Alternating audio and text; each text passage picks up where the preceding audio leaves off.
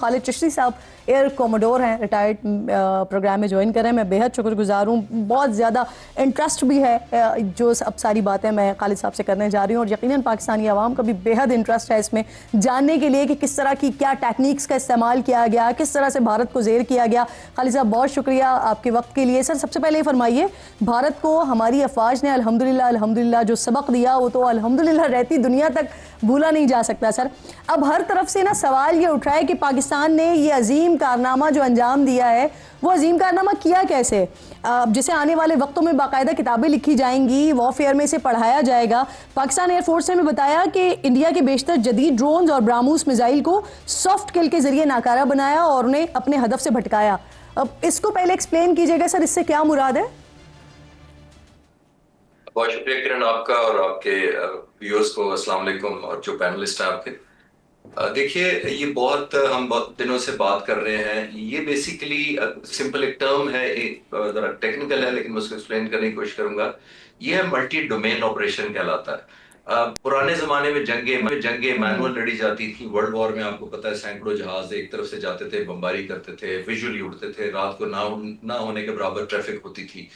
ये एक यूनिक है, लोग इसको वर्ल्ड वॉर से कंपेयर कर रहे हैं, जो मैं डिफर करता हूँ। वर्ल्ड वॉर में फिजिकल देखा जाता था दिन के वक्त जहाजों पे, और फिर वो डॉग फाइट जो मशहूर लफ्ज है उस वक्त लड़ा जाता था। ये बिल्कुल यूनिक और डिफरेंट थी कि तकरीबन 110 जहाज हवा में हैं। हिंदुस्तान के SU-30 जहाजों में डुअल सीटर वाले जहाज है। इसका मतलब है कि हमारे अगेंस्ट तकरीबन 80 से 90 पायलट थे 40 के मुकाबले में, और सारे के सारे ये 110 जहाज बियॉन्ड विजुअल रेंज मिसाइल से लेस थे। और अब तो आई एम श्योर हमारे व्यूअर्स को बहुत क्लियर हो गया है कि वो बियॉन्ड विजुअल रेंज मिसाइल क्या होता है। तो ये अब जंगें स्टैंड लोन नहीं लड़ी जाती। जहां पाक फिजाइया ने एज लिया है हिंदुस्तानी एयरफोर्स पर, जो ऑब्वियसली एक बहुत बड़ा सरप्राइज था, और ये प्रेजेंट लीडरशिप को भी क्रेडिट जाता है, और पाक फिजाइया की एयर मार्शल असद खान और नूर खान से लेकर आज तक जितने सरबराह हर एयर चीफ या लीडर होता है वो अपने अपने में काम करता है। मैं पाक फिजाइया पर डॉक्यूमेंट्रीज बना रहा हूँ चंद सालों से, तो मैं इन टच हूँ पाक फिजाइया की प्रेजेंट डेवलपमेंट से। मैं विजिट कर चुका हूँ सारी साइट्स को, इन पायलट्स के इंटरव्यू कर चुका हूँ, डॉक्यूमेंट्रीज, साइबर कमांड फोर्स में सारा दिन गुजार चुका हूँ उनके साथ।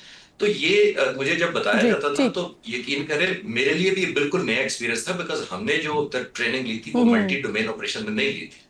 अब जब लड़ाई लड़ी जाती है तो अब फाइटर जहाज होते हैं, स्क्वाड जहाज होते हैं, पीछे जैमर्स या अर्ली वार्निंग्स होते हैं, एयर टू एयर रिफ्यूजल्स होते हैं।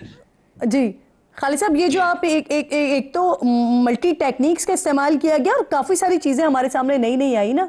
अभी जो हमने रफ़ाइल गिराए, J-10C से हमने रफ़ाइल गिराए, और उससे पहले हमने जो कम्युनिकेशन सिस्टम था उसे हवा में ही जैम कर दिया था। ये क्या टेक्निक थी सर? देखिए, एक आपको याद होगा एक 30 तारीख को 4 राफेल के बारे में आप लोगों ने न्यूज ब्रेक की थी कि उनको जैम कर दिया तो वो श्रीनगर जाकर लैंड कर गए। ये हमारा पहला वॉर डिटरेंस ऑप्शन हमने यूज किया था पाक फिजाइया ने, जिसका मतलब कि था हम बताना चाहते थे हिंदुस्तानी एयरफोर्स को खास तौर पर कि अगर जंग हुई तो आपने इन कंडीशंस में और इन एनवायरनमेंट में हमारा मुकाबला करना है।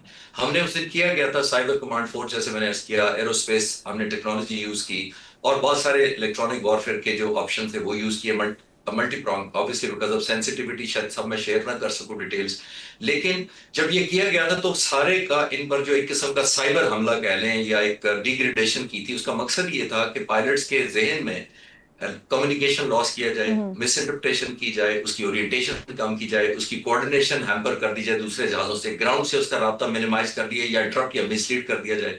जब ये सारा कुछ करते हैं तो एक चीज हम अचीव करना चाह रहे थे, उन पायलट्स के जहन में जो कॉन्फिडेंस था उसको शैटर करना, यानी वो इनसिक्योर हो जाए, अनश्योर हो जाए कि जो मैं मिशन करने जा रहा हूं इसमें कोई खलल है, there is something wrong, simple लफ्जों में।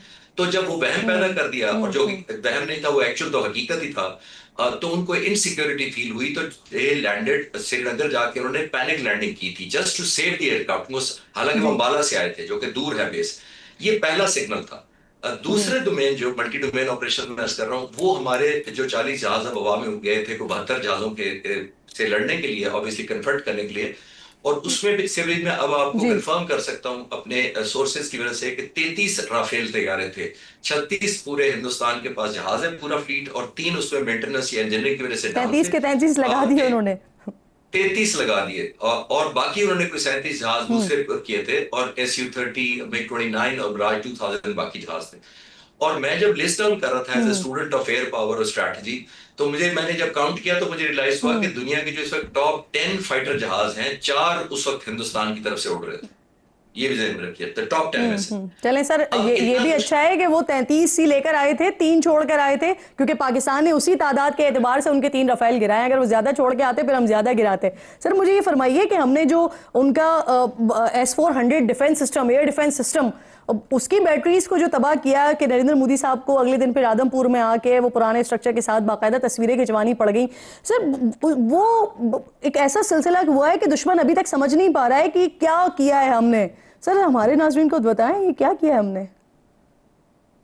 ये भी बहुत पर्टिनेंट सवाल है और ज़ाहिर है बहुत से व्यूअर्स इंटरेस्टेड होते हैं। देखिए, हमने जब आप जहाज़ों को मारते हैं तो टेक्निकली, इमोशनली तो बहुत बड़ा सेटबैक है, मोटिवेशनली बहुत बड़ा सेटबैक है। आपने फाइटर जहाज मारे, उनका क्रेडिट मैं नहीं ले सकता या कोई भी नहीं ले सकता, लेकिन जो कॉन्फिडेंस शैटर करता है वो 5 या 6 जहाज 1000 जहाजों में से कम न्यूमेरिकल नंबर से नहीं होता। उस तरह कॉन्फिडेंस शेक होता है उस आईज से, वो आंखें तबाह करने से या डैमेज करने से या डिसेबल करने से, जिसे हिंदुस्तान ये समझ रहा था कि पूरा हिंदुस्तान के ऊपर एक डोम है जो हमारे पूरे हिंदुस्तान को सिक्योर करेगा। कोई जहाज, missile, weapons, ballistic missile, drone जो आएगा उस डोम से टकराएगा और तबाह हो जाएगा।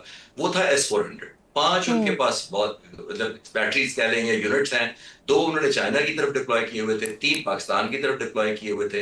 हमने उस रात जो 10 तारीख की सुबह हुई है, हमने उस पर जब मैसिव अटैक किया था, वो 2 पर अटैक किया था। एक भुज पर, जो उनका भुज में है, और जो लोग नाजरीन लोकेशन जानना चाहते हैं, भुज ऑलमोस्ट कराची के ऑपोजिट समंदर की तरफ उनका एक बेस है, और जो आदमपुर है वो सेंटर है, जो पाकिस्तान का सेंटर है, वहां के ऑपोजिट लगता है।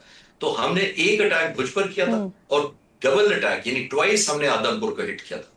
मैसेज हम ये देना चाह रहे थे, और टारगेटिंग पर मैं बाद में आता हूं, मैसेज हम ये देना चाह रहे थे कि जब आपके इस मिसाइल को हम करेंगे हिट, तो वो प्राइड था उनका और सेंस ऑफ सिक्योरिटी थी और एक कॉन्फिडेंस देता था उनको जंग लड़ने में या जंग कंटिन्यू रखने में।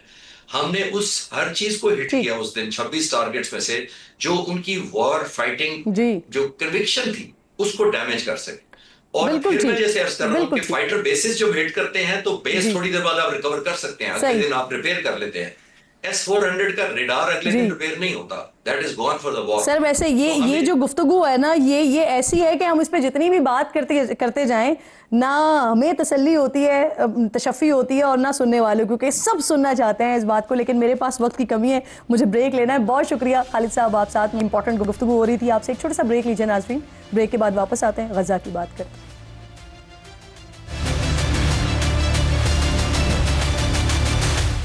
Welcome back once again. Israel ने गजा पर मुकम्मल कब्जे के लिए नए ऑपरेशन का आगाज़ कर दिया है। ऑपरेशन इरबात जदौन के दौरान सिर्फ गुज़िश्ता 24 घंटे में 150 से ज़ायद मकामात पर हमले किए गए। 150 से ज़ायद फ़लस्तीनी शहीद और 450 से ज़ायद ज़ख्मी हुए हैं। गुज़िश्ता एक हफ्ते के दौरान 370 से ज़ायद फ़लस्तीनी शहीद हुए हैं, और अगर इस पूरी जंग की बात की जाए तो शहदा की तादाद 53,000 से ऊपर जा चुकी है। इसराइल के नए ऑपरेशन की मुमकिना वजूहात में से एक अमरीकी और इसराइली सदर के दरमियान तलखी हो सकती है। ये तो वाज़ेह है, ट्रंप जंग नहीं चाहते, तिजारत चाहते हैं। कुछ अर्सा पहले इसराइल और हमास में जंग बंदी का क्रेडिट भी डोनाल्ड ट्रंप लेते नजर आते हैं। 5 दिन पहले अमरीकी सदर ने जब मशरिक़ वस्ता के दौरे का आगाज़ किया था तो ये तवक्को की जा रही थी कि वह गजा में जंग बंदी फ़लस्तीन के हवाले से कोई बड़ा ऐलान कर सकते हैं, लेकिन ऐसा नहीं हुआ। लेकिन एक बात ज़रूर ऐसी हुई जिसने इसराइल और अमेरिका के दरमियान मौजूद खलीज को वाज़ेह किया, और ये था शाम से पाबंदियों का खात्मा। अमरीकी नशरियाती इदारे एसोसिएटेड प्रेस के मुताबिक इसराइल शाम को अपने लिए सिक्योरिटी रिस्क समझता है। उसने अमेरिका से शामी अबूरी हुकूमत पर पाबंदियां बरकरार रखने की दरख्वास्त की थी, लेकिन ट्रंप की जानिब से इस दरख्वास्त को नज़रअंदाज कर दिया गया। इस हवाले से जब डोनाल्ड ट्रंप से सवाल हुआ तो उन्होंने जवाब दिया कि इसराइल से इस हवाले से कुछ पूछा नहीं गया। गुज़िश्ता 1 महीने में कई ऐसे वाक़यात हुए हैं जिनसे अमरीकी सदर की इसराइली क़यादत से नाराज़गी बड़ी वाज़ेह महसूस हो रही है। अमरीका जो हमास को दहशतगर्द तंजीम समझता है और हमेशा उनसे मुज़ाकरात से इनकारी रहा है, ट्रंप के मशरिक़ वस्ता के दौरे से सिर्फ चंद दिन पहले अमरीका ने इसराइली हुकूमत को शामिल किए बगैर कतर में हमास से बराह रास्त मुज़ाकरात किया, और इसी के नतीजे में अमरीकी शहरियत के हामिल इसराइली फ़ौजी एडन अलेक्जेंडर की रिहाई मुमकिन बनाई। यमन के हूसी बागियों से मुज़ाकरात के वक्त भी अमेरिका ने इसराइल को अंधेरे में रखा, हूसियों के साथ जंगबंदी की और ये यकीनी बनाया कि हूसी बागी बहरे अहमर में अमरीकी जहाज़ों को निशाना नहीं बनाएंगे और बदले में अमरीका यमन में फ़ज़ाई हमले बंद करेगा। इस मुआहदे में इसराइल पर मीज़ाइल हमले रोकने का कहीं कोई जिक्र नहीं था। हालांकि इससे पहले पूरा माजी इस बात का गवाह है कि अमरीका इसराइल पर होने वाले हमलों को खुद पर हमले करार देता था। इस मुआहदे के बाद हमने देखा कि यमनी हूसियों ने अमरीका को निशाना नहीं बनाया, लेकिन इसराइल पर हमले किया और 13 मई को बैलिस्टिक मिसाइल फायर किए, जिसके बाद आज इसराइली अखबार हैरिट्स ने एक मजमून शाया किया जिसका जो इन्वान था वो इंतहाई दिलचस्प और मुस्तकबिल का पता देता है। Trump's message to Netanyahu is loud and clear, you are fired. अमरीकी सदर डोनाल्ड ट्रंप ने मशरक़ वस्ता के दौरे से वापसी पर सहाफ़ियों से गुफ्तगू में यह तस्लीम किया कि गजा के हालात बहुत बुरे हैं। ये बात भी दुरुस्त है कि गजा में बहुत से लोग भूख से मर रहे हैं। अमेरिका को फ़लस्तीनियों की मदद करने की ज़रूरत है। इस एतराफ़ के साथ उन्होंने ये दावा भी किया कि गजा के हवाले से अगले महीने बहुत सारी अच्छी खबरें आने वाली हैं। जिस वक्त अमरीकी सदर ये गुफ्तगू कर रहे थे, ठीक उसके कुछ देर बाद अमरीकी नशरियाती इदारे NBC न्यूज़ ने 5 मुख्तलिफ ज़राए से खबर दी कि ट्रंप इंतज़ामिया गजा से 10 लाख फ़लस्तीनियों को मुस्तकिल तौर पर लीबिया में आबाद करने के मंसूबे पर काम कर रही है। आबादकारी के बदले में लीबिया के अरबों डॉलर्स के मुंजमद फंड्स बहाल करने की यकीन दहानी करवाई गई है। फिलहाल अमरीकी इंतज़ामिया की जानिब से इसकी कोई तस्दीक नहीं हो सकी है, लेकिन अरब लीग के इजलास में शामिल तमाम ममालिक ने फ़लस्तीनियों की अपनी सरजमीन से जबरी बेदखली को मुस्तरद कर दिया है। सऊदी वज़ीर ख़ारजा ने अरब लीग के इजलास से खिताब में कहा कि फ़लस्तीनियों की मर्जी के बगैर किसी भी मनसूबे को कबूल नहीं किया जाएगा। इजलास के एलामिया के मुताबिक गजा में फौरी जंगबंदी की जाए, बिला तात्तुल इंसानी इमदाद की फराहमी यकीनी बनाई जाए और मसला फ़लस्तीन के हल के लिए 2 रियासती फार्मूले पर अमल किया जाए। और साथ ये मुतालबा भी किया गया है कि मकबूजा इलाकों में अक़वाम मुत्तहिदा की अमन फोर्स तैनात की जाए ताकि फ़लस्तीनियों को इसराइल की काबिज़ अफवाज के जुल्म व सितम से छुटकारा दिलाया जा सके। प्रोग्राम का वक्त ख़त्म हो गया। नाज़रीन से मुलाकात होगी कल। अपना और अपने मुल्क का ख़ास ख्याल रखिए। फ़लस्तीन को, कश्मीर को अपनी दुआओं में याद रखिए। अल्लाह के बाद।